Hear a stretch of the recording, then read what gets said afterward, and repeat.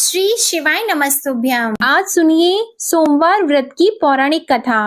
बहुत समय पहले वाशकल नामक गांव में बिंदुक नाम का एक ब्राह्मण रहता था। वह अधर्मी, दुरात्मा और महापापी था। उसकी स्त्री बहुत सुंदर थी। उसका नाम चंचुला था। वह सदा उत्तम धर्म का पालन करती थी, परंतु बिंदुक वैश्यागामी था।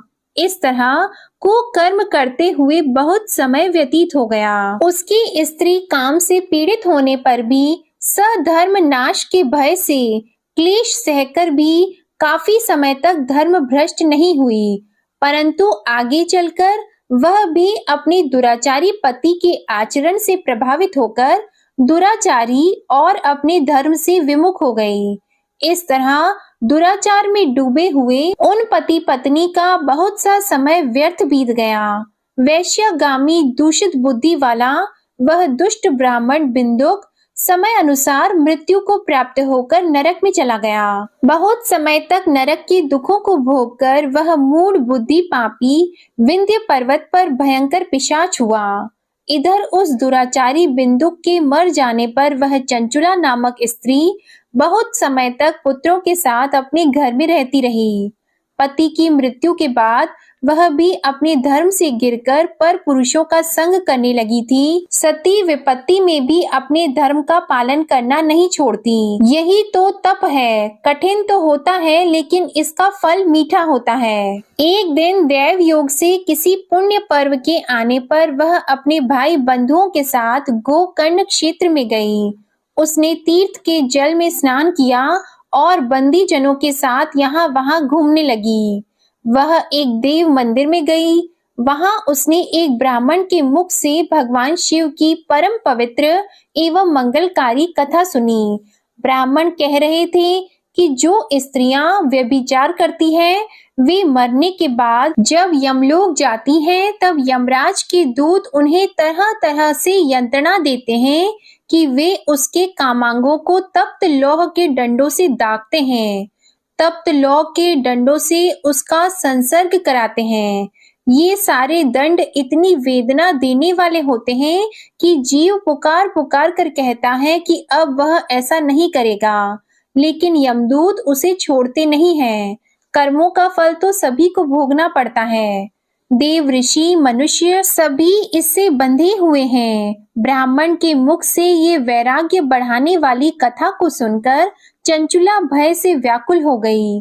कथा समाप्त होने पर सभी लोग वहां से चले गए। तब कथा बांचने वाले ब्राह्मण देवता से चंचुला ने कहा, हे ब्राह्मण, धर्म को न जानने के कारण मेरे द्वारा बहुत बड़ा दुराचार हुआ है।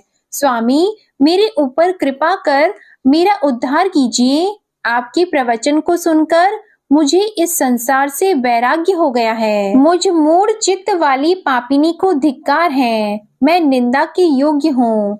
मैं बुरे विषयों में फंसकर अपने धर्म से विमुख हो गई थी। कौन मुझ जैसी को मार्ग में मन लगाने वाली पापिनी का साथ देगा?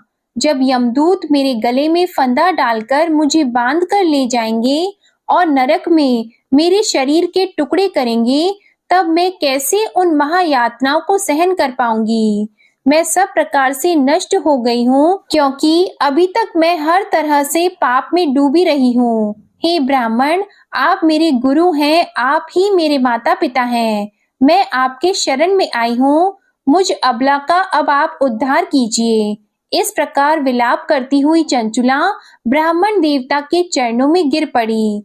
तब ब्राह्मण ने उसे कृपा पूर्वक उठाया और इस प्रकार कहा, नारी, तुम सौभाग्यशाली हो, जो भगवान शंकर की कृपा से तुमने वैराग्यपूर्ण ये कथा सुनी है और कथा को सुनकर समय से अपनी गलती का एहसास कर लिया है। तुम डरो मत और भगवान शिव की शरण में जाओ। उनकी परम कृपा से तुम्हारे सभी पाप नष्ट हो जाएंगे। मैं तुम्हें भगवान शिव की कथा सहित वह मार्ग बताऊंगा जिसके द्वारा तुम्हें सुख देने वाली उत्तम गति प्राप्त होगी। शिव कथा सुनने से तुम्हारी बुद्धि शुद्ध हो गई है और तुम्हें पश्चाताप हुआ है तथा मन में वैराग्य उत्पन्न हुआ है। पश्चाताप ही पाप करने वाले पापियों के लिए सबसे बड़ा प्रायश्चित है। जो मनुष्य अपने कुकर्म के लिए प्रायश्चित नहीं करता, वह उत्तम गति प्राप्त नहीं करता, परंतु जिसे अपने कुकृत्य पर हार्दिक पश्चाताप होता है, वह अवश्य ही उत्तम गति का भागीदार होता है। इसमें कोई शक नहीं है। शुद्ध चित्त में ही भगवान शिव और माता पार्वती का वास होता है। वह शुद्ध आत्मा पुरुष सदा शिव के पद को प्राप्त होता है। इस कथा का श्रवण सभी मनुष्यों के लिए कल्याणकारी है, अतः इसकी आराधना और सेवा करनी चाहिए। हे ब्राह्मण पत्नी, तुम अन्य विषयों से अपने मन को हटाकर भगवान शंकर की इस परम पावन कथा को सुनो। इससे तुम्हारे चित्त की शुद्धि होगी और तुम्हें मोक्ष की प्राप्ति होगी। जो मनुष्य निर्मल हृदय से भगवान शिव के चरणों का चिंतन करता है, उसकी एक ही जन्म में मुक्ति हो जाती है। यह कहकर वे ब्राह्मण चुप हो गए। उनका हृदय करुणा से भर गया। वे ध्यान में मग्न हो गए। ब्राह्मण का यह उपदेश सुनकर चंचुला के नेत्रों में आनंद के आंसू छलक आए। वह हर्ष भरे हृदय से ब्राह्मण देवता के चरणों में गिर गई और हाथ जोड़कर बोली कि मैं कृतार्थ हो गई। हे ब्राह्मण, शिव भक्तों में श्रेष्ठ स्वामिन, आप धन्य हैं। आप परमार्थदर्शी हैं और सदा परोपकार में लगे रहते हैं। साधो, मैं नरक के समुद्र में गिर रही हूँ। कृपा करके मेरा उद्धार कीजिए। जिस पौराणिक और अमृत के समान कथा की बात आपने की है, उसे सुनकर ही मेरे मन में वैराग्य उत्पन्न हुआ। उस अमृतमयी कथा को सुनने के लिए मेरे मन में बड़ी श्रद्धा हो रही है। कृपया आप मुझे उसे सुनाइए। कथा सुनने की इच्छा मन में लिए हुए चंचुला उन ब्राह्मण देवता की सेवा में वहीं रहने लगी। उस गोकर्ण नामक महाक्षेत्र में उन ब्राह्मण देवता के मुख से चंचुला भगवान शिव की भक्ति, ज्ञान और वैराग्य बढ़ाने वाले और मुक्ति देने वाली परम उत्तम कथा सुनकर कृतार्थ हुई। उसका चित्त शुद्ध हो गया। वह अपने हृदय में शिव के सगुण रूप का चिंतन करने लगी। वह सदैव शिव सच्चिदानंदमय स्वरूप का स्मरण करती थी। इसके बाद अपना समय पूर्ण होने पर चंचुला ने बिना किसी कष्ट के अपना शरीर त्याग दिया। उसे लेने के लिए एक दिव्य विमान वहां पहुंचा। ये विमान शोभा साधनों से सजा था और शिव गणों से सुशोभित था। चंचुला विमान से शिवपुरी पहुंची।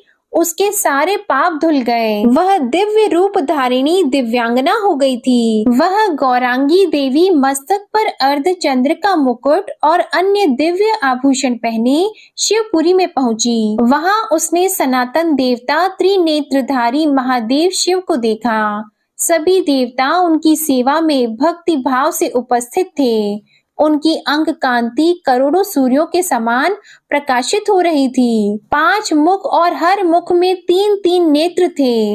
मस्तक पर अर्धचंद्र आकार मुकुट शोभायमान हो रहा था। कंठ में नील चिन्ह, उनके साथ में देवी गौरी विराजमान थी, जो विद्युत पुंज के समान प्रकाशित हो रही थी। महादेव जी की कांति कपूर के समान गौर थी। उनके शरीर पर श्वेत वस्त्र थे तथा शरीर श्वेत भस्म से युक्त था। इस प्रकार भगवान शिव के परम उज्जवल रूप के दर्शन कर चंचुला बहुत प्रसन्न हुई।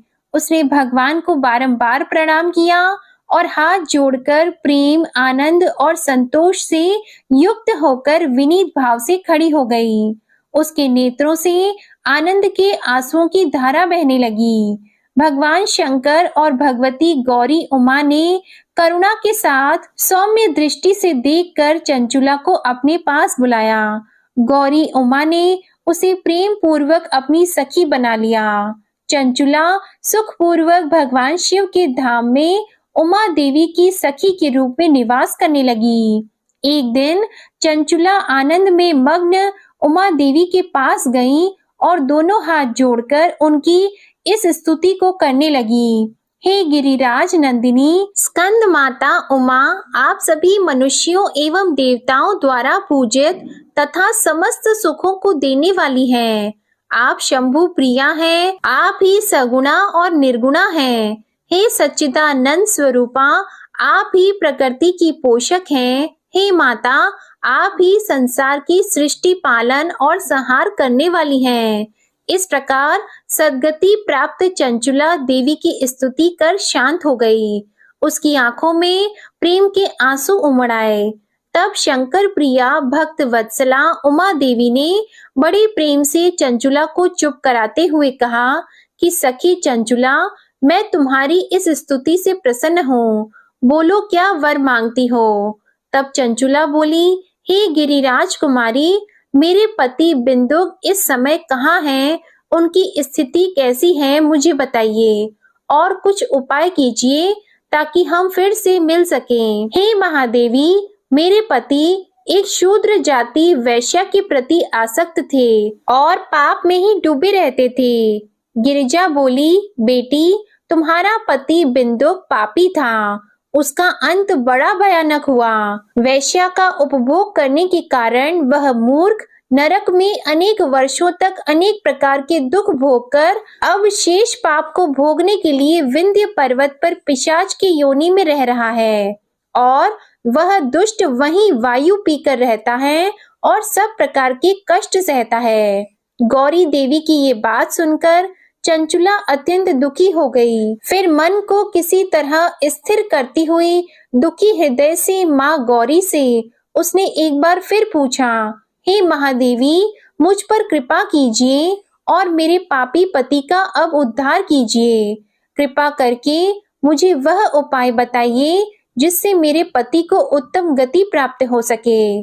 गौरी देवी ने कहा, यदि तुम्हारा पति भगवान शिव की पुण्यमय उत्तम कथा सुने तो वह इस दुर्गति को पार करके उत्तम गति का भागी हो सकता है। अमृत के समान मधुर गौरी देवी के ये वचन सुनकर चंचुला ने दोनों हाथ जोड़कर मस्तक झुकाकर उन्हें बार बार प्रणाम किया और प्रार्थना की कि मेरे पति को भगवान शिव की कथा सुनाने की व्यवस्था कीजिए। ब्राह्मण पत्नी चंचुला के बार बार प्रार्थना करने पर शिव प्रिया गौरी देवी ने भगवान शिव की महिमा का गान करने वाले गंधर्व राज तुमरु को बुलाकर कहा, तुमरु, तुम्हारी भगवान शिव में प्रीति है। तुम मेरे मन की सभी बातें जानकर मेरे कार्यों को सिद्ध करते हो, तो मेरी इस सखी के साथ विंध्य पर्वत पर जाओ। वहां एक महाघोर और भयंकर पिशाच रहता है। पूर्व जन्म में वह पिशाच बिंदुक नामक ब्राह्मण मेरी इस सखी चंचुला का पति था। वह वैश्यागामी हो गया था। वह स्नान, संध्या आदि नित्य कर्म छोड़कर अपवित्र रहने लगा। क्रोध के कारण उसकी बुद्धि भ्रष्ट हो गई थी। दुर्जनों से उसकी मित्रता तथा सज्जनों से द्वेष बढ़ गया था। वह अस्त्र शस्त्र से हिंसा करता, लोगों को सताता और उनके घरों में आग लगा देता था। चांडालों से दोस्ती करता और वह रोज वैश्या के पास जाता था। पत्नी को त्याग कर दुष्ट लोगों से दोस्ती कर उन्हीं के संपर्क में रहता था। वह मृत्यु तक दुराचार में फंसा रहा। मृत्यु के बाद उसे पापियों के भोग स्थान यमपुरी में ले गए। वहां घोर नरकों को सहकर इस समय वह विंध्य पर्वत पर पिशाच बनकर रह रहा है और पापों का फल भोग रहा है। तुम उसके सामने परम पुण्यमयी पापों का नाश करने वाली भगवान शिव की दिव्य कथा का प्रवचन करो। इस कथा के सुनने से उसका हृदय सभी पापों से मुक्त होकर शुद्ध हो जाएगा और वह प्रेत योनि से मुक्त हो जाएगा। दुर्गति मुक्त होने पर उस बिंदुक नामक पिशाच को तुम विमान पर बिठाकर भगवान शिव के पास ले आना। माँ उमा का आदेश पाकर गंधर्व राज तुमरु प्रसन्नता पूर्वक अपने भाग्य की सराहना करते हुए चंचुला को साथ लेकर विमान से पिशाच के निवास स्थान विंध्य पर्वत पर गया। वहां पहुंचकर उसने विशाल आकृति वाले पिशाच को देखा। उसका शरीर विशाल था, उसकी ठोड़ी बड़ी थी। वह कभी हंसता, कभी रोता, कभी उछलता था। महाबली तुमरु ने बिंदुक नामक पिशाच को पाशों से बांध लिया। उसके पश्चात तुमरु ने कथा बांचने के लिए स्थान तलाश कर मंडप की रचना की। शीघ्र ही इस बात का पता लोगों को चल गया कि एक पिशाच के उद्धार हेतु देवी पार्वती की आज्ञा से तुमरू भगवान शिव की कथा सुनाने विंध्य पर्वत पर आया है। उस कथा को सुनने के लोभ से बहुत से देवर्षि वहां पहुंच गए। सभी को आदर पूर्वक स्थान दिया गया। पिशाच बिंदुक को पाशों में बांधकर आसन पर बिठाया गया और तब तुमरू ने परम उत्तम भगवान शिव की अमृत कथा का गान शुरू किया, जिससे सभी श्रोता कृतार्थ हो गए। परम पुण्यमयी कथा को सुनकर पिशाच सभी पापों से मुक्त हो गया और उसने पिशाच शरीर का त्याग कर दिया। शीघ्र ही उसका रूप दिव्य हो गया। उसका शरीर गौर वर्ण का हो गया। शरीर पर श्वेत वस्त्र एवं पुरुषों के आभूषण आ गए। इस प्रकार दिव्य देहधारी होकर बिंदुक अपनी पत्नी चंचुला के साथ स्वयं भी भगवान शिव का गुणगान करने लगा। उसे दिव्य रूप में देखकर सभी को बहुत आश्चर्य हुआ। उसका मन परम आनंद से परिपूर्ण हो गया। सभी भगवान महेश्वर के अद्भुत चरित्र को सुनकर कृतार्थ होकर उनका यशोगान करते हुए अपने अपने धाम को चले गए। बिंदुक अपनी पत्नी चंचुला के साथ विमान में बैठकर शिवपुरी की ओर चल दिया। महेश्वर के गुणों का गान करता हुआ बिंदुक अपनी पत्नी चंचुला और तुमरू के साथ शीघ्र ही शिव धाम पहुंच गया। भगवान शिव देवी पार्वती ने उसे अपना पार्षद बना लिया। दोनों पति पत्नी सुखपूर्वक भगवान महेश्वर एवं देवी गौरी के श्री चरणों में अविचल निवास पाकर धन्य हो गए। बोलिए उमा महेश्वर भगवान की जय। अब सुनिए भगवान शंकर की दूसरी कथा। एक धनवान साहूकार था, जिसके घर किसी प्रकार की कोई कमी नहीं थी, परंतु उसको एक दुख था। उसका कोई पुत्र नहीं था। वह इसी चिंता में दिन और रात रहता था और वह पुत्र की कामना से हर सोमवार को शिवजी का व्रत और पूजन किया करता था। सायंकाल को मंदिर में जाकर शिवजी का दीपक जलाता था। उसके भक्ति भाव को देखकर एक समय श्री पार्वती जी ने भगवान शिवजी महाराज से कहा कि वह साहूकार आपका अनंत भक्त है और सदैव आपका व्रत और पूजन बड़ी श्रद्धा से करता है। इसकी मनोकामना आप पूर्ण कीजिए। तब भगवान शिव ने कहा कि हे पार्वती, यह संसार कर्म क्षेत्र है। जैसी किसान खेत में जैसा बीज बोता है वैसा ही फल काटता है, उसी तरह से इस संसार में जैसा कर्म करते हैं वैसा ही फल मिलता है। तब माता पार्वती ने अत्यंत आग्रह से कहा कि महाराज, जब यह आपका भक्त है और इससे किसी प्रकार का दुख है तो उसको अवश्य दूर करना चाहिए, क्योंकि आप सदैव अपने भक्तों पर दयालु हैं और उनके दुखों को दूर करते हैं। यदि आप ऐसा नहीं करेंगे तो मनुष्य आपकी सेवा व्रत क्यों करेंगे? माता पार्वती जी के आग्रह को देखकर भगवान भोलेनाथ कहने लगे कि हे पार्वती, इसके कोई पुत्र नहीं है, इसी चिंता से यह दुखी रहता है। इसके भाग्य में पुत्र न होने पर भी इसके पुत्र की प्राप्ति का मैं वर देता हूँ, परंतु वह पुत्र केवल 12 वर्ष तक जीवित रहेगा। इसके पश्चात वह मृत्यु को प्राप्त हो जाएगा। इससे अधिक मैं और कुछ इसके लिए नहीं कर सकता हूँ। यह सब बातें वह साहूकार सुन रहा था। इससे उसको न कुछ प्रसन्नता हुई और न ही उसे कुछ कष्ट हुआ। वह पहले जैसे ही भगवान शिव का व्रत और पूजन करता रहा। कुछ समय व्यतीत हो जाने पर साहूकार की स्त्री गर्भवती हुई और उसे 10वें महीने में गर्भ से अति सुंदर पुत्र की प्राप्ति हुई। साहूकार के घर में बहुत खुशियां मनाई गई, परंतु साहूकार ने उसको केवल 12 वर्ष की आयु जानकर कोई अधिक प्रसन्नता प्रकट नहीं की और न ही किसी को यह भेद बताया। जब वह 11 वर्ष का हो गया तो उस बालक की माता ने उसके पिता से विवाह आदि के लिए कहा, परंतु साहूकार कहने लगा, मैं अभी इसका विवाह नहीं करूंगा और पढ़ने के लिए इसे भेजूंगा। फिर साहूकार ने अपने साले अर्थात उस बालक के मामा को बुलाकर उसको बहुत सा धन देकर कहा, तुम इस बालक को काशी में पढ़ने के लिए ले जाओ और रास्ते में जिस स्थान पर भी जाओ वहां यज्ञ करना और ब्राह्मणों को भोजन कराते जाना। वे दोनों मामा और भांजा सब जगह यज्ञ करते और ब्राह्मणों को भोजन कराते जा रहे थे। रास्ते में उनको एक शहर पड़ा। उस शहर के राजा की कन्या का विवाह था और दूसरे राजा का लड़का जो विवाह कराने के लिए बारात लेकर आया था वह एक आंख से काना था।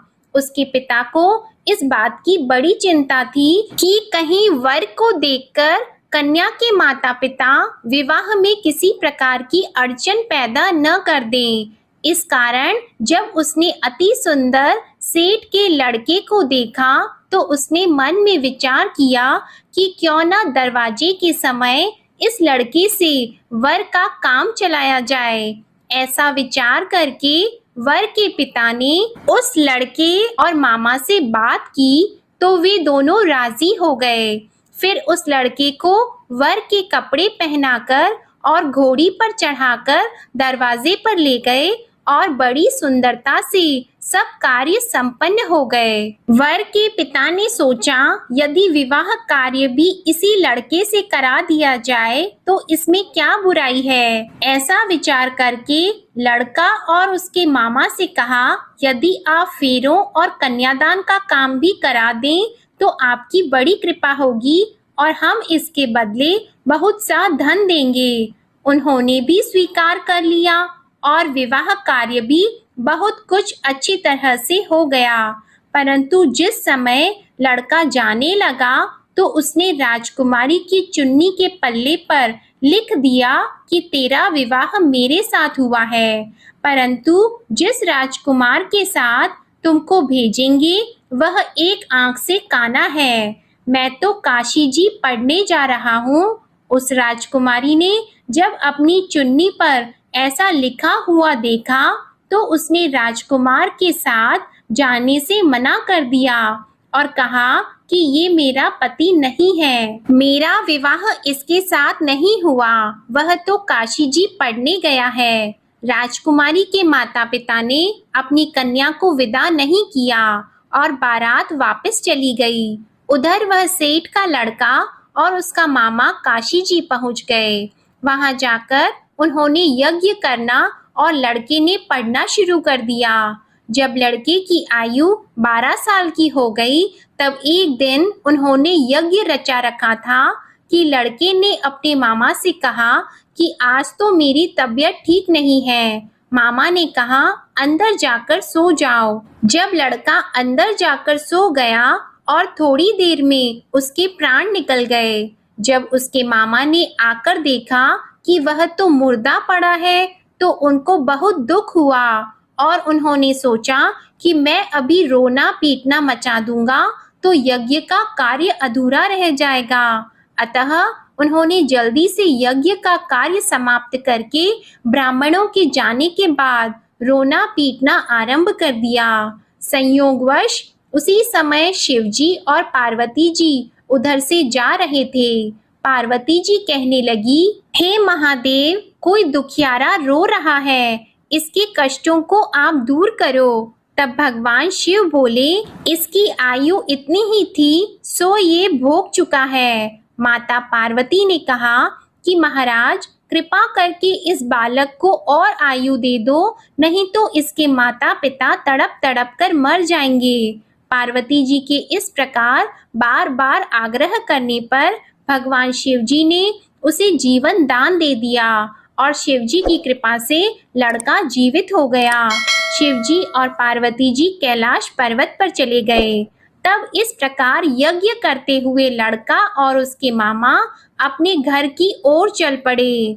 रास्ते में उसी शहर में गए जहां उसका विवाह हुआ था और जहां पर आकर यज्ञ किया तो लड़के के ससुर ने उसे पहचान लिया और अपने घर महल में जाकर बड़ी खातिर के साथ बहुत दास दासियों के सहित आदर पूर्वक लड़की और जमाई को विदा किया। जब वह अपने शहर के निकट आए तो मामा ने कहा, मैं पहले तुम्हारे घर जाकर सबको खबर करता हूँ। उस समय लड़के के माता पिता अपने घर की छत पर बैठे हुए थे और उन्होंने यह प्रण कर रखा था कि यदि हमारा पुत्र सकुशल घर आएगा तो राजी खुशी नीचे उतरकर आ जाएंगे, नहीं तो छत से गिरकर अपने प्राण खो देंगे। इतने में उस लड़के के मामा ने जाकर यह समाचार दिया कि आपका पुत्र आ गया है, परंतु उनको विश्वास नहीं हुआ। तब उसके मामा ने शपथ पूर्वक कहा कि आपका पुत्र अपनी स्त्री के साथ बहुत सारा धन लेकर आया है। तो सेठ ने आनंद के साथ उसका स्वागत किया और बड़ी प्रसन्नता से रहने लगे।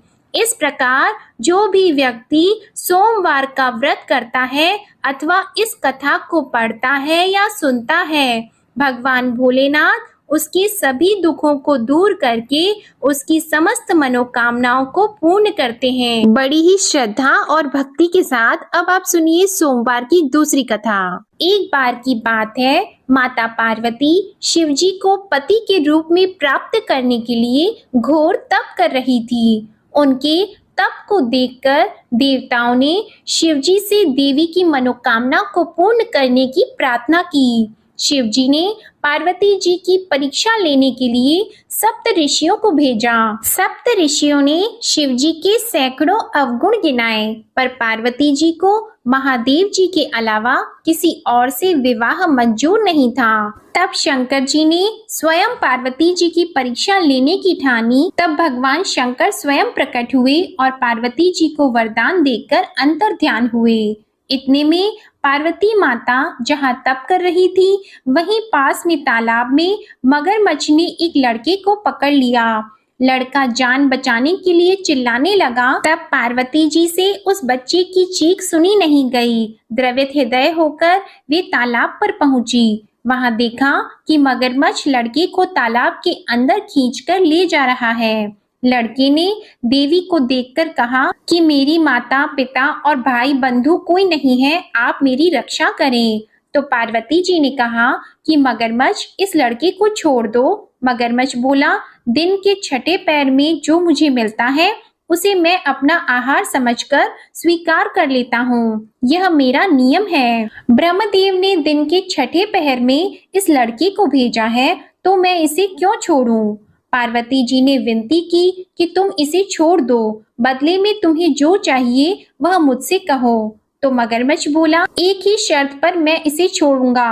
आपने तप करके महादेव जी से जो वरदान लिया है, यदि उस तप का फल मुझे दे दो तो मैं इसे छोड़ दूंगा।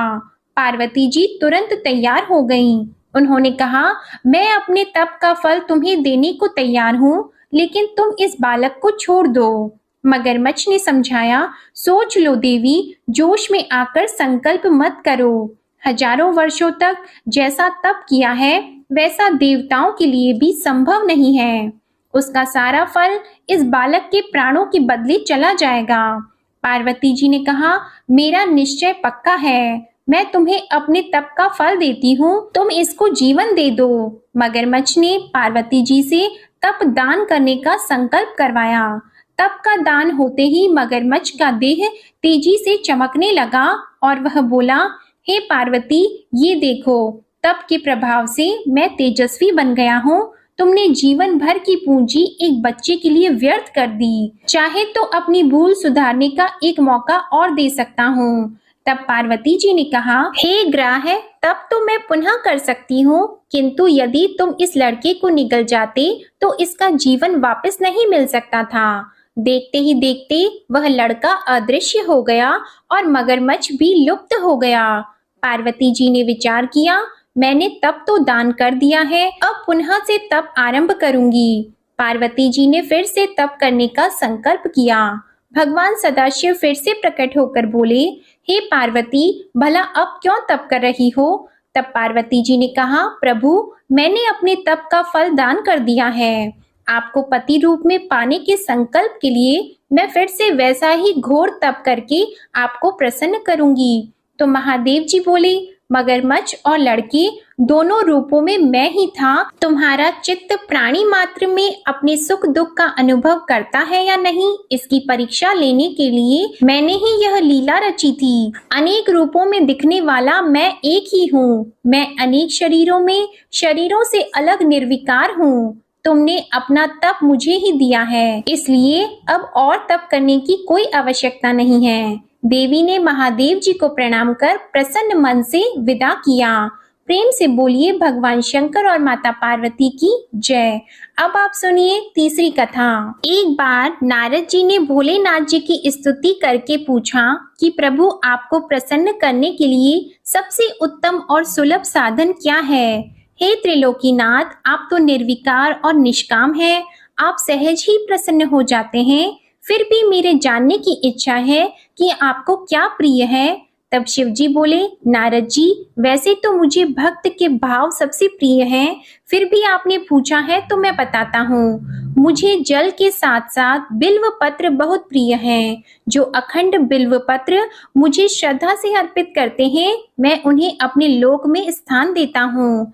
नारद जी भगवान शंकर और माता पार्वती की वंदना करके अपने लोक को चले गए। उनके जाने के पश्चात पार्वती जी ने शिव जी से पूछा कि हे प्रभु, मेरी ये जानने की बड़ी तीव्र इच्छा हो रही है कि आपको बेलपत्र इतने प्रिय क्यों हैं? कृपा करके मेरी जिज्ञासा को शांत कीजिए। तब शिव जी बोले, हे शिवे, बिल्व के पत्ते मेरी जटा के समान हैं। उसका त्रिपत्र यानी 3 पत्ते ऋग्वेद, यजुर्वेद और सामवेद हैं। शाखाएं समस्त शास्त्र का स्वरूप है। बिल्व वृक्ष को आप पृथ्वी का कल्प वृक्ष समझें, जो ब्रह्मा, विष्णु और शिव स्वरूप है। हे पार्वती, स्वयं महालक्ष्मी जी ने शैल पर्वत पर बिल्व वृक्ष रूप में जन्म लिया था। इस कारण भी बेल का वृक्ष मेरे लिए अति प्रिय है। महालक्ष्मी जी ने बिल्व का रूप धरा। ये सुनकर पार्वती जी कौतूहल में पड़ गईं और पार्वती जी कौतूहल से उपजी जिज्ञासा को रोक न पाईं। उन्होंने पूछा, देवी लक्ष्मी ने आखिर बिल्व वृक्ष का रूप क्यों लिया? आप ये कथा विस्तार से कहें। तब भोलेनाथ ने देवी पार्वती जी को कथा सुनाना आरंभ किया। हे देवी, सतयुग में ज्योति रूप में मेरे अंश का रामेश्वर लिंग था। ब्रह्मा आदि देवों ने उसका विधिवत पूजन अर्चन किया था। इसका परिणाम ये हुआ कि मेरे अनुग्रह से वाणी देवी सबकी प्रिय हो गई। वे भगवान विष्णु को सतत प्रिय हो गई। मेरे प्रभाव से भगवान केशव के मन में वाग देवी के लिए जितनी प्रीति उत्पन्न हुई, वह स्वयं लक्ष्मी जी को नहीं भाई। लक्ष्मी देवी का श्री हरि के प्रति मन में कुछ दुराव पैदा हो गया। वह चिंतित और रुष्ट होकर चुपचाप परम उत्तम श्री शैल पर्वत पर चली गईं। वहां उन्होंने तप करने का निश्चय किया और उत्तम स्थान का चयन करने लगी। महालक्ष्मी ने उत्तम स्थान का निश्चय करके मेरे लिंग विग्रह की उग्र तपस्या प्रारंभ की। उनकी तपस्या कठोरतम होती जा रही थी। हे परमेश्वरी, कुछ समय के बाद महालक्ष्मी जी ने मेरे लिंग विग्रह से थोड़ा ऊर्ध्व में एक वृक्ष का रूप धारण कर लिया। अपने पत्तों और पुष्प द्वारा निरंतर मेरा पूजन करने लगी। इस तरह महालक्ष्मी जी ने लाखों वर्षों तक घोर आराधना की। अंततः उन्हें मेरा अनुग्रह प्राप्त हुआ। मैं वहां प्रकट हुआ और देवी से इस घोर तप की आकांक्षा पूछकर वर देने को तैयार हुआ। महालक्ष्मी जी ने मांगा कि श्री हरि के हृदय में मेरे भाव से वाग देवी के लिए जो स्नेह हुआ है वह समाप्त हो जाए। तब शिव जी बोले, मैंने महालक्ष्मी जी को समझाया, श्री हरि के हृदय में आपके अतिरिक्त किसी और के लिए कोई प्रेम नहीं है। वाग देवी के प्रति उनका प्रेम नहीं अपितु श्रद्धा है। यह सुनकर लक्ष्मी जी प्रसन्न हो गईं और पुनः श्री विष्णु के हृदय में स्थित होकर निरंतर उनके साथ विहार करने लगी। हे पार्वती, महालक्ष्मी के हृदय का एक बड़ा विकार इस प्रकार दूर हो गया। इस कारण हरिप्रिया उसी वृक्ष रूप में सर्वदा अतिशय भक्ति से भरकर यत्न पूर्वक मेरी पूजा करने लगी। हे पार्वती, इसी कारण विश्व का वृक्ष, उसके पत्ते, फल, फूल आदि मुझे बहुत प्रिय हैं। मैं निर्जन स्थान में बिल्व वृक्ष का आश्रय लेकर रहता हूँ। बेल वृक्ष को सदा सर्व तीर्थ में एवं सर्व देवमय मानना चाहिए। बिल्व पत्र, बिल्व फूल, बिल्व वृक्ष अथवा बिल्व काष्ठ के चंदन से जो मेरा पूजन करता है वह भक्त मेरा अति प्रिय है। बिल्व वृक्ष को शिव के समान ही समझो। वह मेरा शरीर है जो बिल्व पर चंदन से मेरा नाम अंकित करके मुझे अर्पण करता है। मैं उसे सभी पापों से मुक्त करके अपने लोक में स्थान देता हूँ। हे देवी, उस व्यक्ति को स्वयं लक्ष्मी जी भी नमस्कार करती है जो मेरा पूजन करते हैं। जो बिल्व मूल में प्राण छोड़ता है उसको रुद्र देह प्राप्त होता है और ऐसे मनुष्य पर सदैव ही माता लक्ष्मी की कृपा रहती है और साथ ही साथ भगवान नारायण की कृपा भी उन पर सदैव बनी रहती है। प्रेम से बोलिए भगवान शिव और माता पार्वती की जय। अब सुनिए गणेश भगवान की कथा। एक साहूकार था, उसके घर रोज एक ब्राह्मणी रोटी लेने के लिए घर आती थी। घर के अंदर घुसते ही पोल के ऊपर गजानन जी का मंदिर था। वह गणेश जी को रोटी का एक कौर हमेशा भोग लगाती थी। बहुत दिन हो गए। गणेश जी महाराज ने कहा कि यह मुझे हमेशा भोजन करवाती है, मुझे इसे कोई ना कोई उपहार जरूर देना चाहिए। गणेश जी एक दिन उसके थाली में हीरे मोती भर देते हैं। ब्राह्मणी तो थाली लेकर अपने घर आ गई और साहूकार से रोटी लेने के लिए आना बंद हो गई। साहूकारिनी ने उसे बुलावा भेजा कि बाई, रोटी लेने के लिए क्यों नहीं आती हो। ब्राह्मणी ने कहा कि मुझ पर गणेश जी प्रसन्न हो गए, बहुत वर्ष तक रोटी लेने के लिए आ गई लेकिन अब नहीं आऊंगी। साहूकारनी मन में बहुत नाराज हुई और गणेश जी से कहा कि आप ब्राह्मणी के ऊपर प्रसन्न हुए परंतु मुझ पर प्रसन्न नहीं हुए। तब गणेश जी की मूर्ति हटाकर उसने बाहर फेंक दी। इधर सेठ जी की दुकान में धंधा पानी बंद हो गए। एक दिन सेठ जी की नजर पोल के मंदिर पर गई तो सेठानी जी को पूछा कि गणेश जी कहाँ गए। तो साहूकारनी ने कहा कि ऐसे गणेश जी का क्या करें जो ब्राह्मणी पर तो प्रसन्न हो गए लेकिन हमारे ऊपर प्रसन्न नहीं हुए। इस कारण मैंने तो गणेश जी को हटाकर फेंक दिया है। तब सेठ जी ने कहा कि यह तुमने क्या किया, मेरा तो व्यापार और धंधा चलना बंद हो गया है। गणेश जी तुमने कहाँ फेंके हैं, जल्दी बताओ, मैं उन्हें वापस लेकर आता हूँ। साहूकार जी वापस से गणेश जी को लेने के लिए गए तो गणेश जी इतने भारी हो गए कि वे उठे ही नहीं। साहूकार जी ने कहा कि मेरे से गलती हो गई है, आप मेरे घर पधारिए।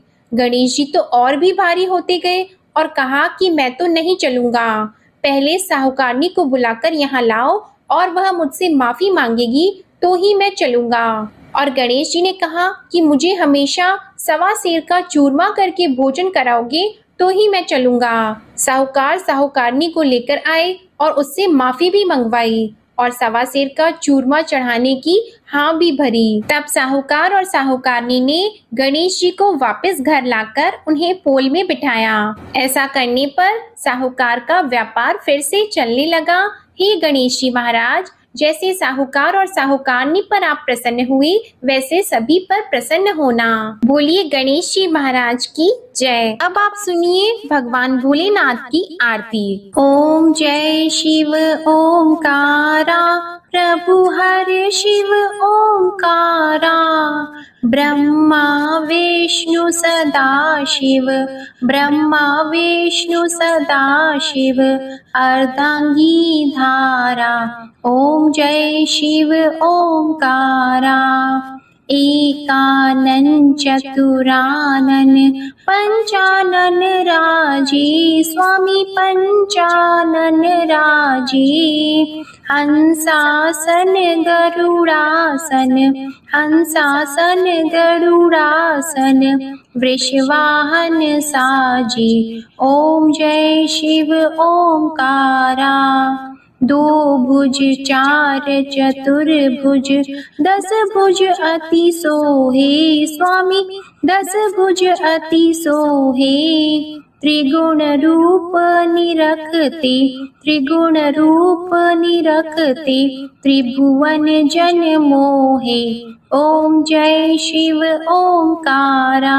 अक्षमाला वनमाला मुंडमाला धारी, स्वामी मुंडमाला धारी। त्रिपुरारी कंसारी, त्रिपुरारी कंसारी, करमाला धारी। ओम जय शिव ओंकारा।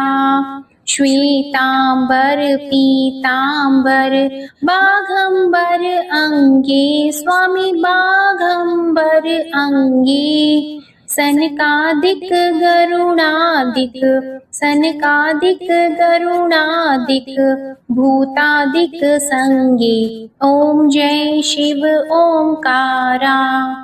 कर की मध्य कमंडल चक्र त्रिशूलधारी, स्वामी चक्र त्रिशूलधारी। सुखकारी दुखहारी, सुखकारी दुखहारी, जग पालनकारी। ओम जय शिव ओंकारा।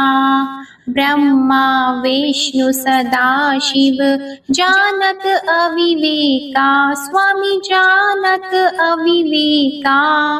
प्रणवाक्षर में शोभित, प्रणवाक्षर में शोभित, ये तीनों एका। ओम जय शिव ओंकारा। त्रिगुण स्वामी जी की आरती जो कोई नर गावे, स्वामी जो कोई नर गावे। कहत शिवानंद स्वामी, कहत शिवानंद स्वामी, मन वांछित फल पावे। ओम जय शिव ओंकारा। ओम जय शिव ओंकारा। जय भोलेनाथ। आपको ये कथा पसंद आए तो इसे लाइक करके चैनल को जरूर सब्सक्राइब करिएगा और कमेंट में भगवान भोलेनाथ जी की जय जरूर लिखिएगा। इसी के साथ आप हमारे चैनल पर कार्तिक मास महात्म्य की कथाओं को भी हर दिन नियम से जरूर सुनिएगा। प्रेम से बोलिए भगवान भोलेनाथ की जय।